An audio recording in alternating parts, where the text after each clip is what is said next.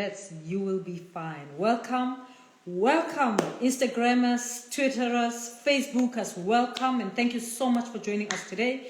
It's good to see you. I know that I can see that there are people from VETS. I know that there are people from different universities joining us. Thank you for joining us, and thank you also for the comments that you gave after last week's session. I got the clear message that you want us to talk about postgraduate supervision. Your concerns are about how long it takes. You are concerned that you're not getting the kind of support that you want. You're concerned about whether your supervisor knows your rights or not, whether your rights are being trampled upon. You are asking questions about what should you do if your supervisor is not responding? What should you do if you always get your paper or your chapter that you submitted or your writing that you submitted inked in red, or just track changes everywhere and comments everywhere? What should we do? And I want us to talk about that today. That's why we have entitled this session, Successful Postgraduate Supervision. I have invited today two sisters. As you know, I invite people that I respect, people that I look up to, people who are making waves, people who are making a contribution in this country, in academia. And I've invited today Professor Elelwani Ramugondo, as well as Professor Hope Magidimisha.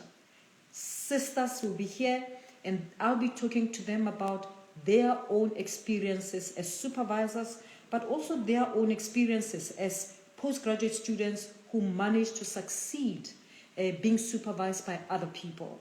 I want them to talk to us about strategies that they're using, but also what they have learned through the supervision journey, how they structure their supervision, how they support students to succeed or to complete their postgraduate studies.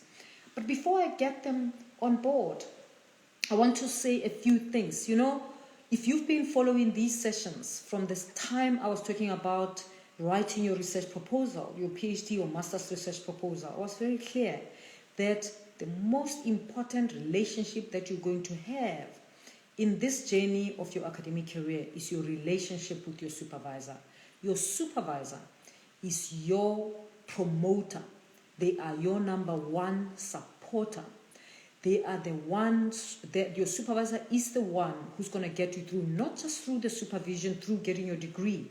She's also going to make sure that you succeed in your career. And guess why? We as academics are regarded as top academics because we bring up top people. If you have a professor who has got nothing to show about anyone that they have supervised who has succeeded, then you know there's something dodgy. Any successful academic has got to show someone that they have supervised to completion, someone who is become an academic themselves, or they are doing something in their career. That's a mark of an outstanding academic. Our success as academics are not just about ourselves. They are about those who we bring up. So I welcome all of you from UJ, CPUT, I can see you, TUT, VETS, I can see you. Welcome. So the relationship with your supervisor, you treat it with care. You treat it knowing that you are dealing with a human being. You are not dealing with God, right? You're dealing with a human being. You relate with them with a human being. You treat it with an understanding that it's a mutually beneficial relationship. It is not one-sided. You benefit, but they benefit as well. So there's no one who's not going to get out here. If you fail, by the way, if you fail, they're not getting out scot-free. They too fail. Any academic who doesn't understand that the failure of their students is their failure as well, they don't understand the business. If your master's student or your PhD student fails, it says something about you. So you don't leave them there to fail. You work with them. But here's the thing, students, let me tell you something. Because your success is our success, we as supervisors will not allow you to submit if the work is not up to scratch. It is not because I'm delaying you. It's not because I want you to take too long. No, it's because I don't want you to fail. And because if you fail, we fail. All right? So we delay submission because we say, rework this, rework that. Because we don't want the external examiner to tell you that which we could have told you. We tell it to you first, right?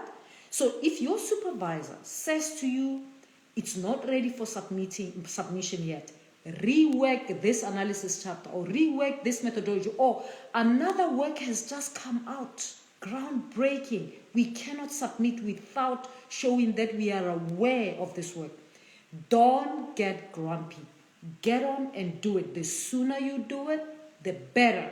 Because if you don't, you are wasting your time, but also the supervisor's time. The supervisor is not against you. They are supposed to be for you. What is unacceptable is a supervisor who will not read your work, who you submit your work and they say nothing. You wait 3 months, nothing. That's problematic. And those ones must be reported to the head of department. Okay? You must write properly an email. Don't fight. Don't swear at anybody. Put the dates. I submitted on this day. Screenshots. Send evidence. And say now it is 2 months later. The supervisor has not responded. Hasn't said anything. And I am worried that both of us, me and my supervisor, are going to fail, right? That's how you put it. You don't write an email now rubbishing everybody. Now, who's going to help you if you do that, right? Just be clear so that you have your ducks in the row. Anything goes wrong, you've got your ducks in the row that you reported, you submitted on this day, you reported, and this happened and that happened. So the supervisor is supposed to do our share, right? But it's a relationship. It's a relationship where everyone benefits. The supervisor benefits and the student benefits. Let me tell you something that maybe other professors won't tell you. Nyanhlebela, let me tell you, we write your names on our CVs. Yes, if I supervise you to completion, you complete. In my CV, I write students supervised to completion, and I write Hope Magidimisha, and I write the year 2013 or whatever. All right? Why do I write it in the CV? I'm trying to tell whoever looks at my CV that I have supervised students to completion. We write it in the CV that we apply for jobs. That's where we write you. And then the people who sit in a selection committee, who consider people who are applying for a job, they will say, oh, this one has supervised so many students to completion. This one hasn't supervised any student to completion. No. She's got no experience. She doesn't know what student supervision is. How can we even appoint a deputy dean? We can't do that. Or deanship, we can't do that. Okay? So student supervision is very, very important for the supervisor and for the student. So as a young academic, if you are here, you're building a career, a successful career, you take your postgraduate students seriously. You take them seriously because when they succeed, you succeed. And we're going to be talking to 2 academics who are going to tell us how they work with their students, how they ensure that the students graduate within the stipulated time, right? Within the stipulated time. They don't take 6 years to do a PhD or 12 years to do a PhD. They take 4 years at most to do a PhD, all right? And they take 2 years at most to do a master's. If you take anything more than that, mtasekai, you are taking too long. Madam Supervisor, says Supervisor, if your students take more than 2 years for a master's and more than 4 years for a PhD, it's too long. But of course, if you take 2 years for a PhD, PhD, Well, but we know that some people upgrade their master's degrees to a PhD. And so by the time they get into a PhD, if it's an upgrade, it usually goes faster. It can be even 1 year or 2 years, and they're done because the bulk of the work they've done for the master at the master's, and they got upgraded. So many people can do it in 2 years if they get upgraded. But right now, I want to invite Professor Ramugondo, my sister, Professor Ramugondo. I'm going to invite Professor Ramugondo to join me. Professor Ramugondo is here at UCT, and I'm going to talk with her. Of course, it's Women's Day, so I want to connect with her first about just Women's Day. And Twitter, be patient with me. If you're on Twitter, as you know, I like setting you up so that you can see who's on the screen. And there is Professor Ramugondo. And we're going to do this so that you can see Professor Ramugondo. Elelwani, how are you? I'm good. How are you, my sister? Very, very well. Good to see you. Good to see you. I'm tuning my camera so that the people on Twitter can see you. Such a great pleasure to talk to you. Thank you so much for joining me.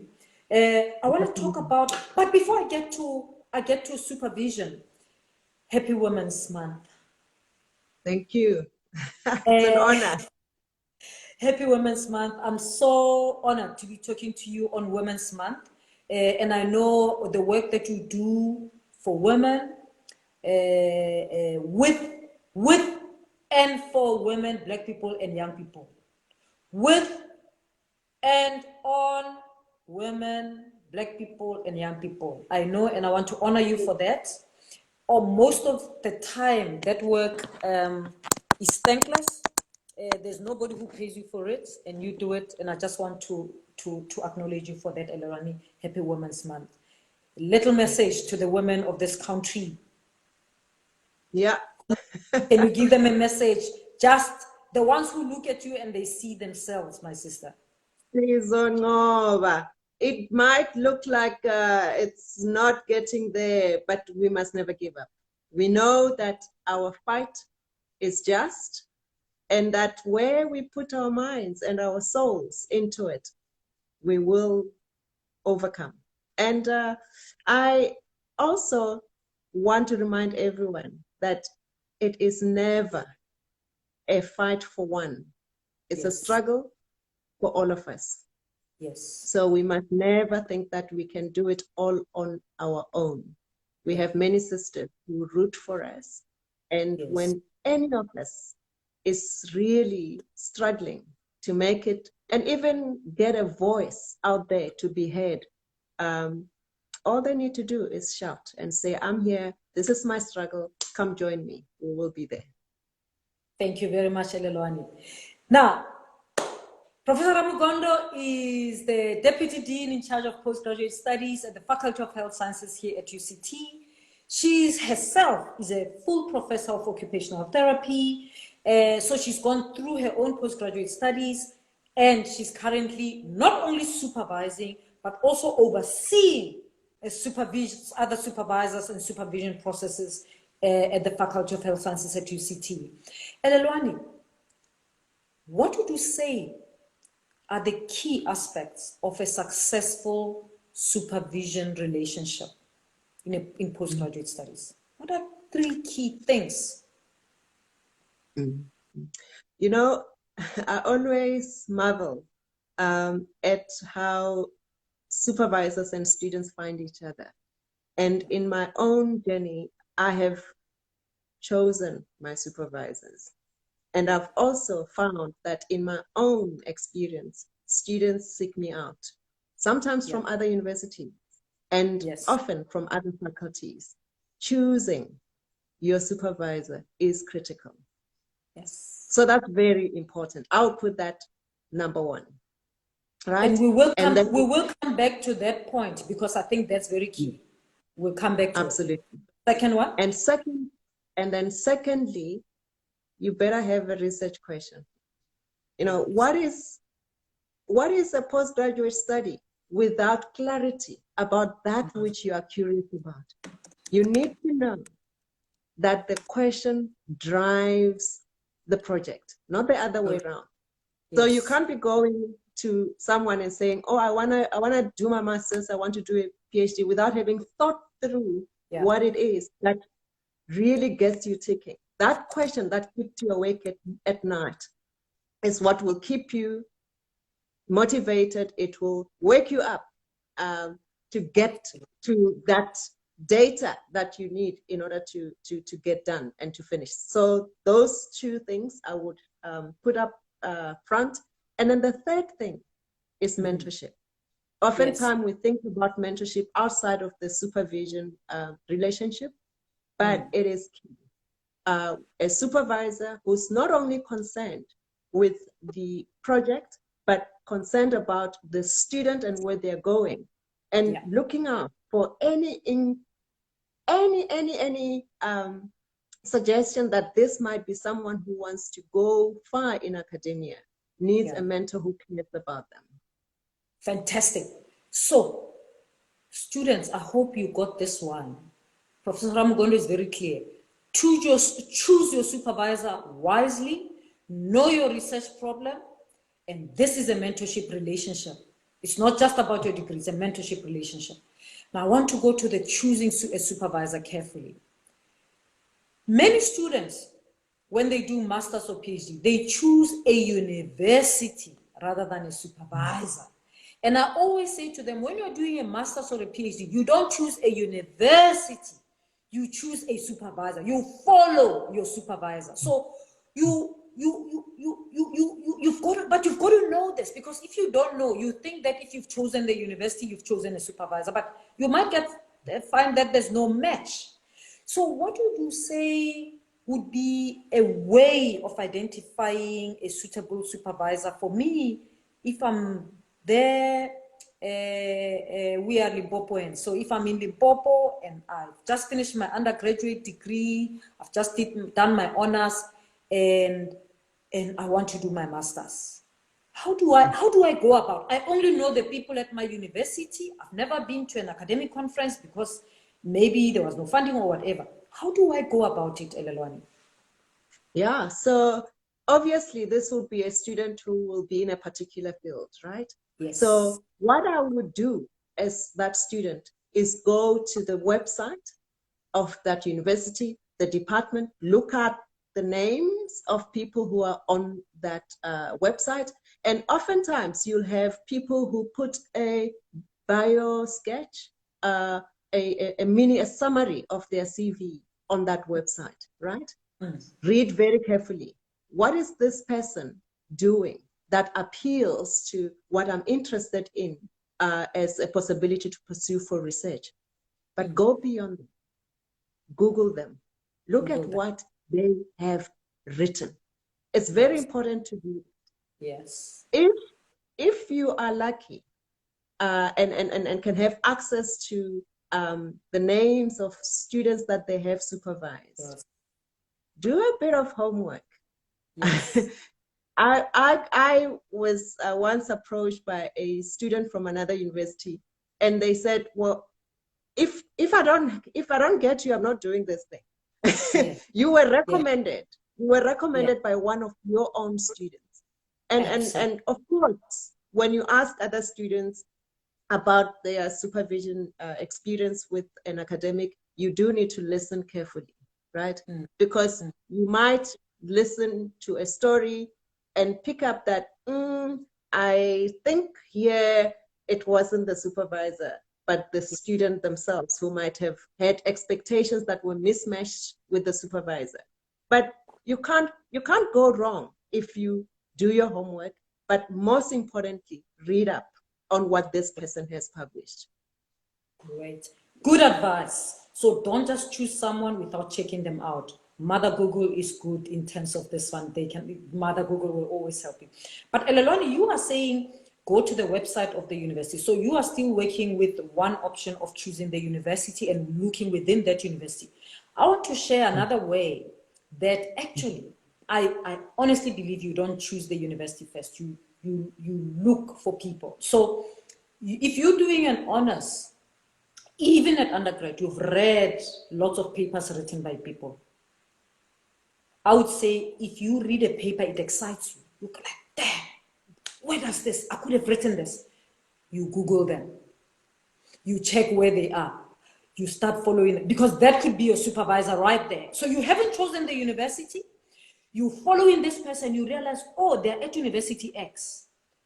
You get their website, you see that, and then you start following them, as Elelwani is saying. You read more of their work, and you might drop them an email. You might talk to them. If you look at their website, you might even see the students that they supervise, and you can talk to them. But you can drop them an email, or when you go to the conference, you might want to follow them and chat to them and see what kind of people are they. So these are two possible strategies you can use to choose supervisors. The university website, you look, or you follow a person and then go to their website. The key thing is what Professor Ramugondo is saying. You've got to do your homework, because the first step is to choose the supervisor. But Elelwani, as you said, you can't just choose a supervisor without knowing what's the problem, because you might end up choosing the wrong person in a wrong discipline. Exactly. Where does the problem come from? Yeah. And there's also another pitfall in choosing a supervisor. There are sometimes instances where a student will choose a supervisor because they want to get funding, right? So a supervisor who comes with a lot of money.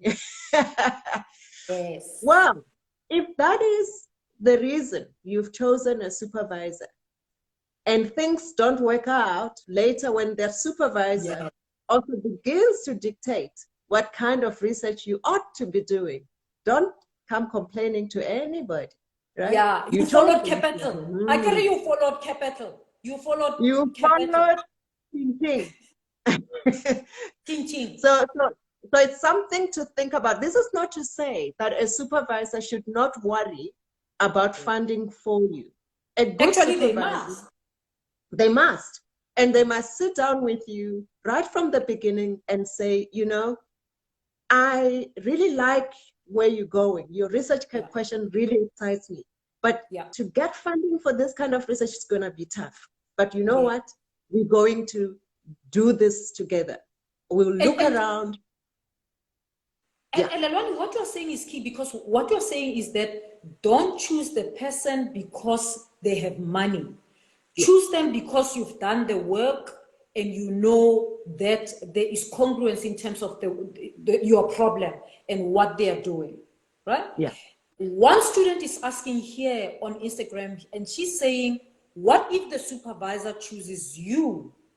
Okay, I'm going to ask Professor Elelwani Ramugondo to respond, but here's the thing, guys. We as supervisors are also always on the lookout for good students. So we will choose you. And when we choose you, it's because we think there is congruence ourselves. There's no forcing that you must agree. You don't have to agree. I remember when I was going into my master's, 2 people chose me at vets. A woman and a man. And both of them had taught me. And I knew they were both great at what they do. I chose the woman because there was more of a resonance in the way we work. It's not that the man was nasty. No. But I resonated more with the style of this woman and how responsive she was and how free I felt to share my ideas. So supervisors will pursue you. Needless to say, my supervisor who I chose for the master's, we went to PhD together, and it's a successful story. What if a supervisor chooses you, Elelwani? What would you say? Yeah, it's very important to understand the motive. Yeah. You know, good students are sought after. Yes. Good students are sought after. Yes. And when supervisors are fighting over you, you need to really take a step back and think about why might they be fighting to have you on board. And when you have universities that are pushing for transformation, and especially for universities where historically you don't have many Black South African students, and by Black I'm meaning Africans and you know, from using the apartheid terminology, colored students. So when someone realizes, oh my goodness, I'm about to retire and I've not produced a single one of those, right? Yeah. You might just be that one that someone is wanting in order to sort of add some color to their CV so that by the time they retire, they don't look like actually what they've been doing all these years was to perpetuate the same inequalities that we've always, worried about. So it is important that you figure out for yourself why this person might be wanting you. It is important that when you go with the supervisor that you want to agree to be your supervisor, you do what Prof. Mamheti is talking about, where there's synergy, in what you want to pursue as your research and what that supervisor has actually done. It shouldn't be like, oh, now I want to do this because my student is interested in doing this. Because sometimes you can have some very dodgy supervisors who have run out of ideas, who now, in order to build a career, especially for young academics who don't have a profile, they're not visible, and they're just short of ideas. And then suddenly there's this bright young person who's just bringing out all these interesting questions, but there's no track record in their own scholarship. So when someone like that wants you, but there's no track record that speaks to the kind of questions that you want to ask, you need to be a bit wary, because there are times when we see a supervisor who is building scholarship on the basis of what their students have done. And I mean, that kind of piracy in academia, unfortunately, is growing because it's very competitive. It has become very competitive to put papers out there. If there's nothing new that you can write about, sometimes the students who are not aware can just be that mining ground. And it's something to look out for. We should, that's a very important point, because some people run out of ideas and then they use students' ideas. And it's of course, when you work with students, you're working together, but you can't just take ideas and then own them and then publish them. If you work with students and you jointly publish, then that's a different matter, because then that's a different matter. That's a different matter. But if a supervisor, then you get these young, bright, exuberant students, and then you take their ideas and then you are busy building your career, you live, that's the piracy that's really unacceptable. But Noctula named this other thing. Noctula on Instagram says you shouldn't be a token student who are just a token student who someone just recruits you because they want to spice up their group, because they want a token black in the group, so you just come in there. You can't even voice anything because your ideas are not so always welcome, because they push the boundaries a little too much. So be careful of that. Do your homework so that you know the track record of the person that is recruiting you. Professor Ramugondo also said, don't just go for the money, okay? That's not to say the money is not important. That's not to say supervisors should not support their students, but it means it shouldn't be the only thing that attracts you. All right. There was another point that you mentioned, and I want us to end on that one of mentorship. Last week we talked about mentorship, and we said sometimes the mentorship can be, your mentor can be your supervisor, but the supervision relationship is about completing the degree. The mentorship relationship is not about the degree. It goes beyond the degree. But what Professor Ramgondo is saying to us, he said, actually the best is if you have your supervisor being your mentor, because you get the degree and then you get more than that. You walk with them the journey beyond the PhD or the master's. Do you want to talk about how a student, I mean, if you're a student, you get into a supervisor relationship, how do you then, is there something that a student can do to make that relationship become sort of a mentorship, if they see that there's a resonance, this is not just here for her expertise, there's more here, we can build a relationship going forward? So an important conversation or question to ask when you're entering into a supervision relationship with someone, ask how many other students they have. You Yeah. know, it is no good having a supervisor who has so many of you and cannot dedicate time to you. Yeah. So it's important. And then do indicate if you're expecting mentorship as well out of that supervision. Yeah. But if you find that you have a really an incredible supervisor who you don't want to lose, even if they may not have sufficient time as a sounding board, do say to them, I think I need a mentor as well. Do you have someone that you want to recommend to be a mentor? Because there is nothing that stops you from Yeah. having someone else who plays a mentorship role Yeah. outside of the supervision space. But of course, when you can have both these kinds of support in one person, it's great. But sometimes it really, and I think it's a very good supervisor who will say, you know what, I think we have a gap, you know, we know that this someone that I have in mind who may be someone that the supervisor might have supervised to completion, who is an academic and is doing extremely well, and you're thinking, my new student can really benefit from having some relationship with the other one, because there are just certain things that this student can learn from the other one, you know, around, you know, what you do when you go to conferences. How do you go to a big conference and make sure that you don't get lost? Because these conferences can be huge. Yeah. And to have someone else whom you tag along with, whom if the professor is busy out there, hobnobbing with other people, you're not going to be left on your own. It does help to think about a mentor in that way outside of their supervision relationship. Let me ask the last question. I'm going to be speaking to Hope about the strategies that a supervisor can use to support the students to complete on time. But you are Deputy Dean of Postgraduate Studies. In our conversation now, you have talked more about the student side.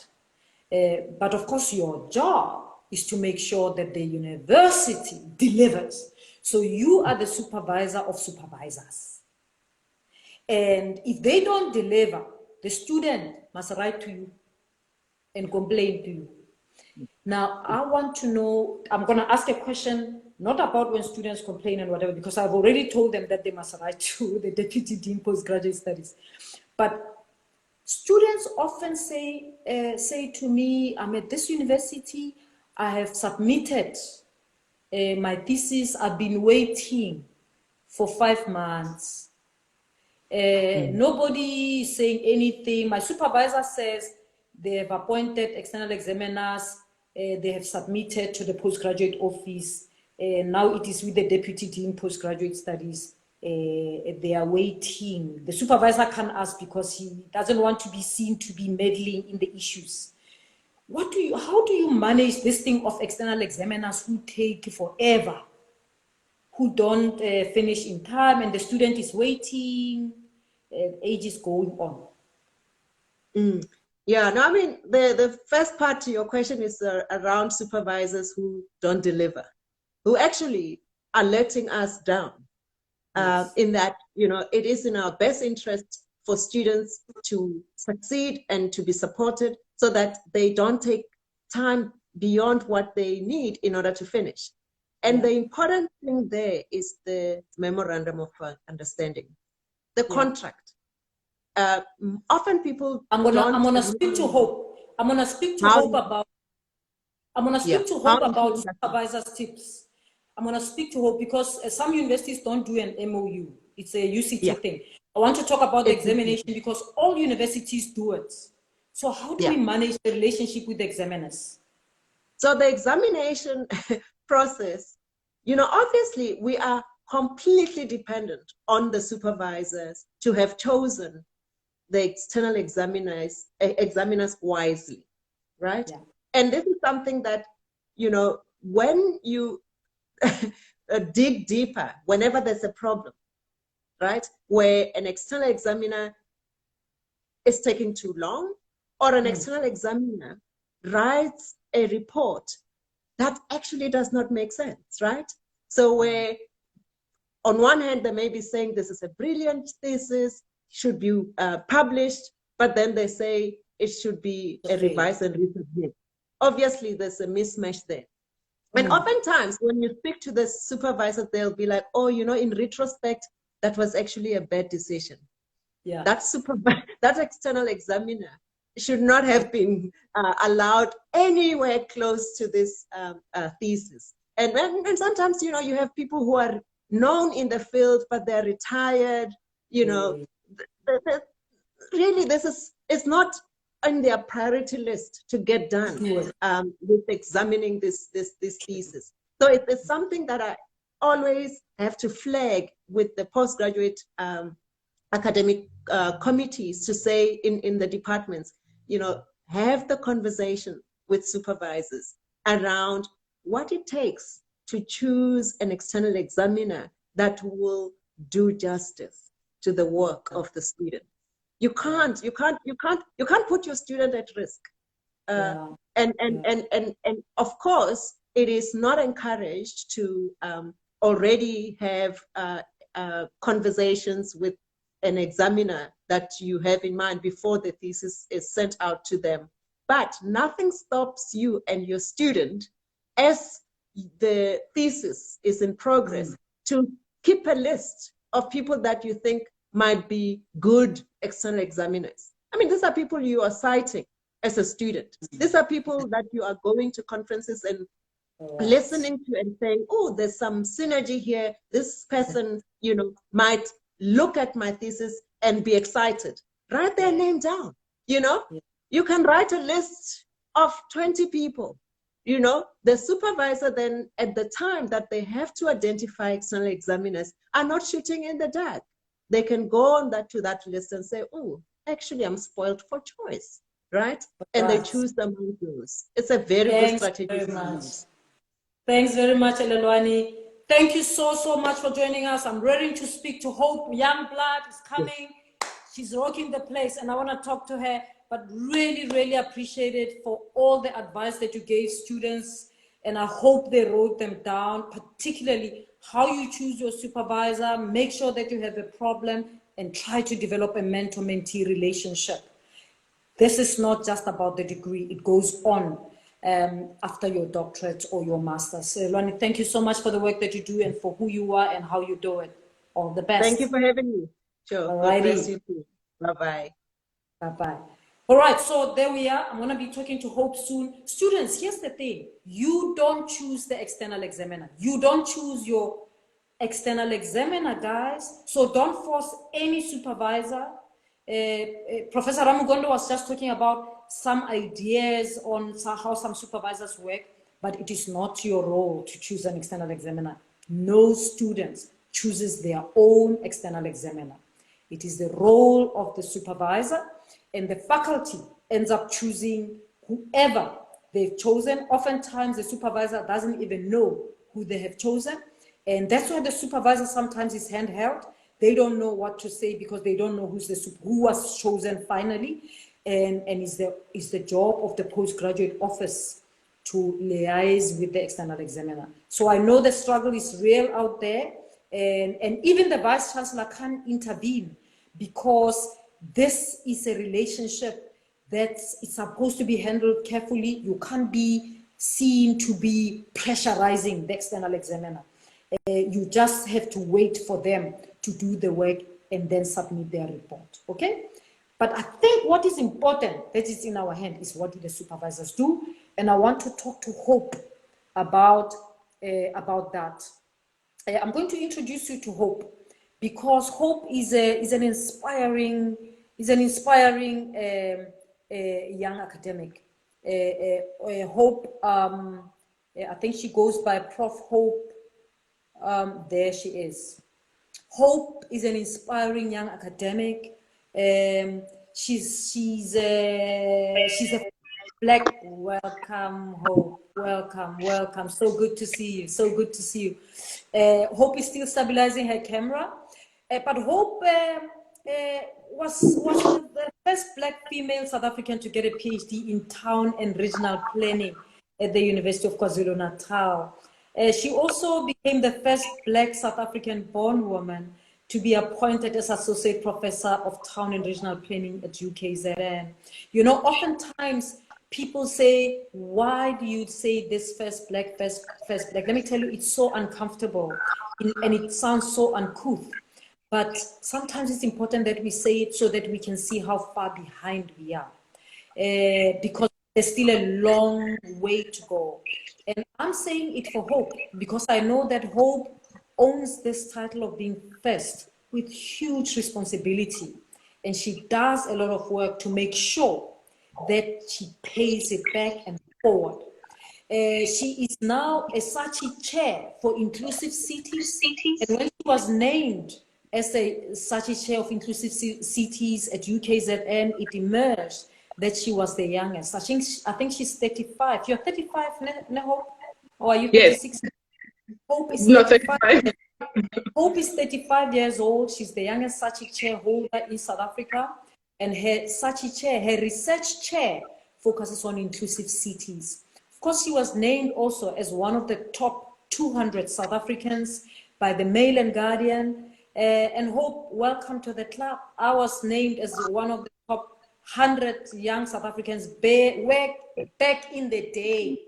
And I know that you will use this. You are using this. I know that you're already doing this, not only to advance your career, but to assist other young Black academics. So congratulations. Hope is a winner of multiple awards, and I'm so honored to have you, Hope, on my platform today to talk with you. And here's the reason people don't know why I chose you. I didn't choose you because you are the first Black first Black what.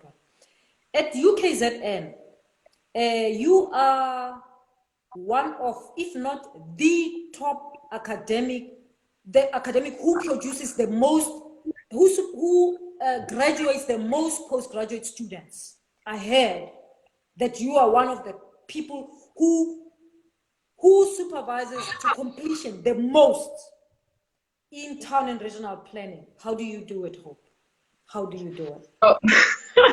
Thanks, Prof, for having me here. It's such an honor, really, to be in this platform. There are a number of strategies that I use, or a number of, should I say, approaches that I use in supervision.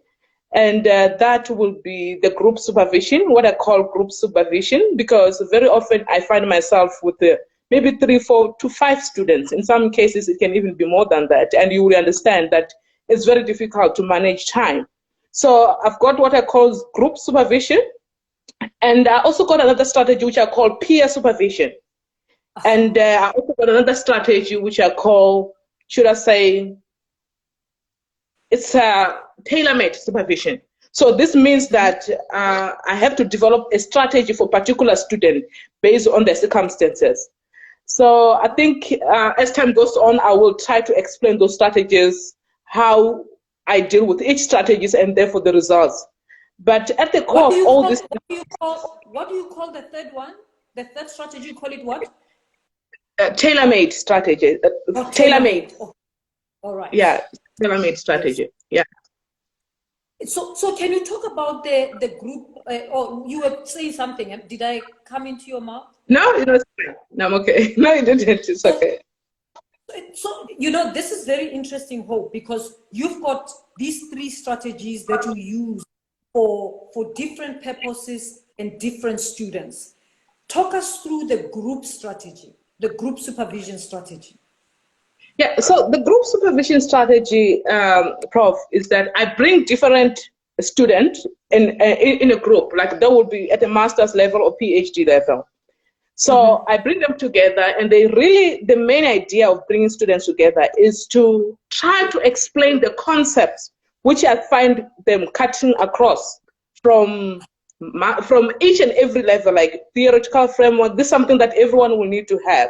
But what I'm basically discussing how you should structure. So I will explain to them how you should structure theoretical framework, your methodology, your literature review. I do that in a group format. But what I also do on that strategy is that I also tell them the start and the end. To me, that is very important in the supervision.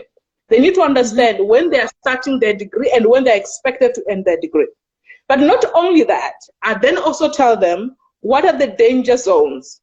What I call danger zones are the milestones that if you skip that milestone on time, you're almost guaranteed to get your degree on time. But if you fail to do that, the chances of you getting your degree on time, they're almost remote. So that is one of the strategies which I deal with. So they know right from the beginning, right from the beginning, these are the milestones and these are the dates on which if you start this time, you must be here by this date. If you miss that, then the likelihood is you will not complete on time. So you know already that you are running out of time. But if you meet the dates, then it's possible that you will complete on time. Yes.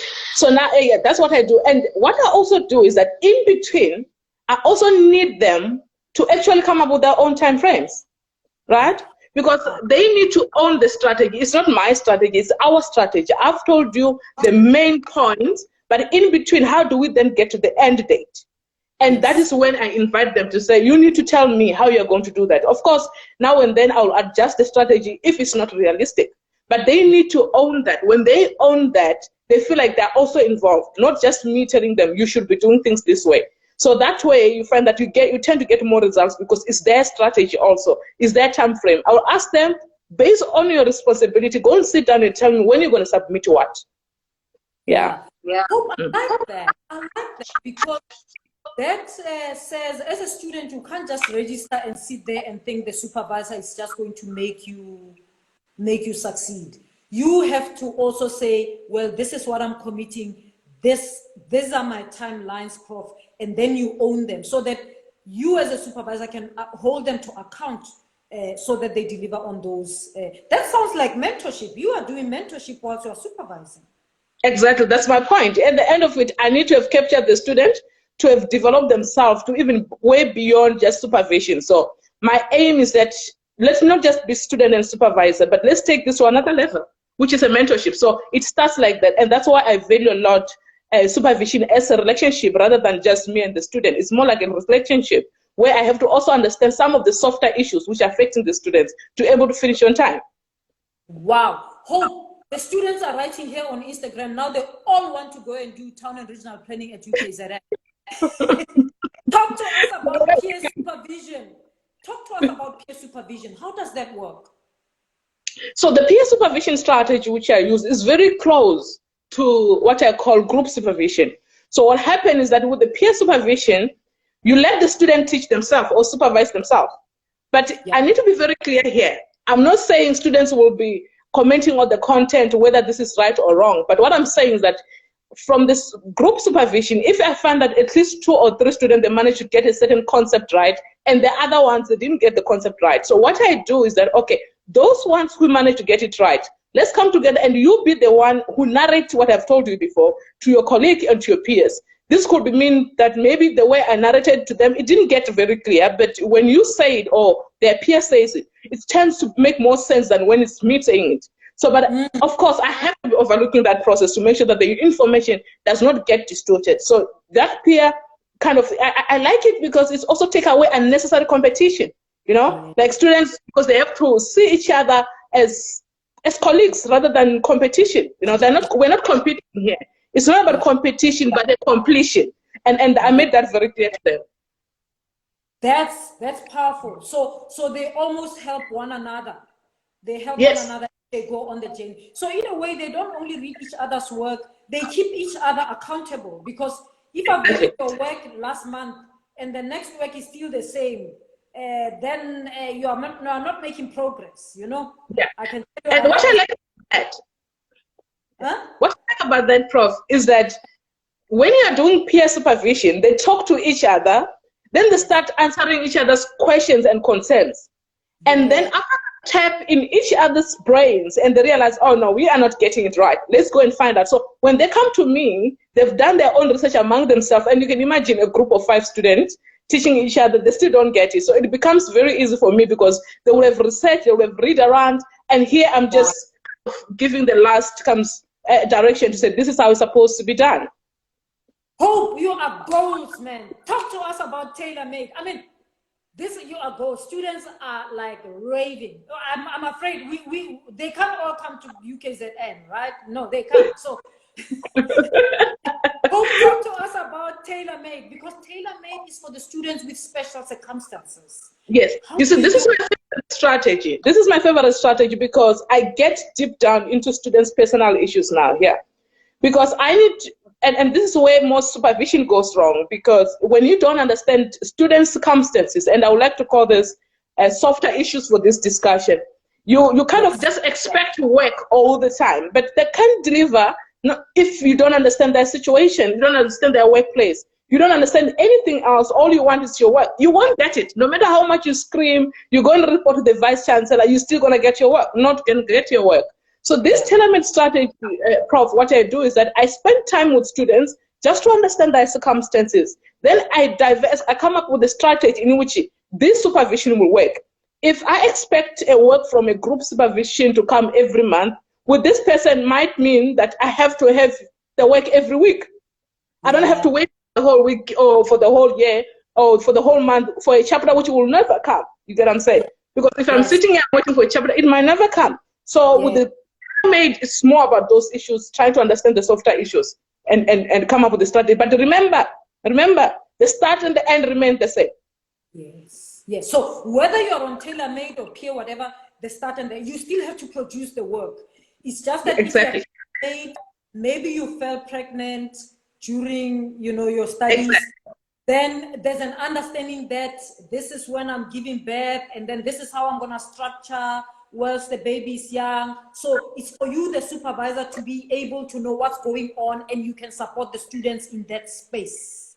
Exactly. So that's what I focus on, because like I said, Prof, we as supervisors, we need to make it normal to also understand students' circumstances, because we will sit here and say we want the dissertation, which will never come because you don't understand what is the problem. But when you understand the problem for the students, then you are able to come up with a strategy which responds to their needs and also still get their degree. At the end of the day, it's about the completion, but also the quality at hand. So we want you to complete your studies, but also we want quality work. But also we're also mindful of your situation, that you are working somewhere else, or maybe your kids are not feeling well, or you've got certain circumstances at home. So we manage to feature that into your supervision. Therefore, your submission, the way I relate with you is different. I can set up meetings in the evening. We can Skype in different ways just for that. It's tailor-made for you, just for you. Thank you, Hope. Thank you, Hope. I mean, what you are saying with tailor-made is not that you just extend the due dates, but it's also that you structure the times when you meet with them, when you expect them to submit the work. So you might meet with them at 8 o'clock because they're working, they have young children, whatever, and they say, the only time I can meet for supervision is 8 p.m. Then you can tailor-make that. You structure your diary so that it meets for them, so that it's actually being flexible for the students who have special circumstances. Exactly. And that is the most important thing about this one, that at whatever level, whether it's a master's or PhD, because if you look at it, because what I had to do was to understand why students don't finish their work. Yeah. And when you start getting down into their issues, you realize that there are a lot of issues which students make them not to finish on time. But when they start, you will see that they've got so much energy, we want to do this. And I was like, where did this energy go? You have so much energy. And some of them, they're very good writer, but they still don't finish, because I always say that it's not about only the intelligence that you need to finish, but it's also persistence. It's about time management.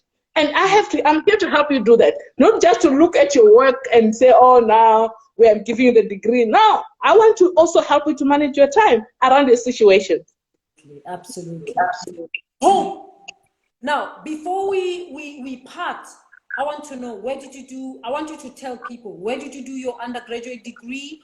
Because I want people to know, I gave all these things, that you are the first black, first woman, black woman, what. And now people believe me when I said to them, you are not just owning these titles, you are using that to advance other people. Of course, you must advance. Me as your senior, I'm saying you must advance. And I must help you to advance. But I know that you are helping other people to advance. But the people, the young people, it's important that they know where you studied and how you got. Where did you do your undergrad? So I did my undergrad in University of KwaZulu-Natal. Yes. And this is when, I should say, this is a couple of years ago, and I did almost all my studies there. And I did, obviously, the place where I'm more proud about my studies is my high school. I did my school in my village in Guza, which was very special for me. And in fact, and I keep saying this, my class was the only first one, the first class I can say, which got 100% pass rate for the first time in 12. But here's the thing, the important thing is that here's another village girl, ladies and gentlemen, village girl from Limpopo. We are many, those of us who grew up in villages and townships. And here she is. After matric, from her village school, she went to UKZN, and she did from her junior degree up to PhD, and now she's working there. Was UKZN when you started, or was it still the previous universities? No, it was Westville, actually. It was University of Westville. Exactly. You went to University of Durban, Westdale, not UKZN. Yes, exactly. And you grew with it. And yes. So it's important that you tell this story, Hope, because you are 35 years old. You are inspiring many young people. You are doing things that advance. Inclusive cities is a very important discipline in our country because it is decolonizing town and regional planning. It is rethinking how cities are growing in the world, and how cities grow in the African continent is very different, and it's taking over the world. So you are at the cutting edge. So it's really, really inspiring to see you as you do your work. Just one tip. I see we have 4 minutes. I want you to give some tips to young academics, because this series is about succeeding in your academic career. Of course, you and I know that I'm going to call you back again for another session. We won't talk about it now. They'll see when you come back. But I just want to give one golden tip for someone who's joining academia now. What will it take to succeed? What's the one thing that they should never forget? There's nothing impossible. When you put your mind into something, obviously you get challenged, but you need to stay focused. When you stay focused, it means that you overlook anything, and focus on what you want. And that means when you're focused on something, you are able to come up with innovative ideas on how to do it, because you've got a burning desire to do what you want to do. Yeah, that's what I can say. Love you, Hope. Thank you so much. Thank you so much for joining me. It's been great. Keep doing the good job. And hey, Hope, keep that lipstick on, man. Don't worry about what people say about lipstick and black women looking good while rocking the career. Do it both ways. All the best for you and your family. Bye-bye, Hope. Thanks, Prof. Bye. Bye-bye. Bye. So we just had Professor Hope Magidimisha. I told you guys, I told you. Hope is the future. Hope is goals. Hope is rocking it. We are so blessed in this country that amidst all these problems that we have people like Hope, young people who get into academia and focus on the work. She's doing research. She's a Saatchi research chair. She's building young people, and she's not only talking about role modeling, she's doing it. She's supporting students. She's one of the academics. She's been named as one of the top producers of postgraduate students at UKZN.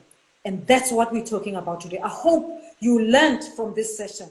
Professor Elelwani Ramugondo was absolutely outstanding, telling us about what is key for you as a student to do when you come into the space. Choose your supervisor carefully. Remember, you don't just choose the university, you choose the supervisor, know your research problem, focus on mentorship. And Hope also talked about focusing on mentorship. It's a relationship. So when your supervisor gets you on board, deliver, own the process, own the milestones, they are yours. It's been great talking to you. Next week, we will go back to talking about conferences. Remember, I said we want to talk about real, fake, and bogus conferences. It's all about educating you to succeed in your academic career. Have a good week. Peace out. Peace out. Bye-bye on Instagram,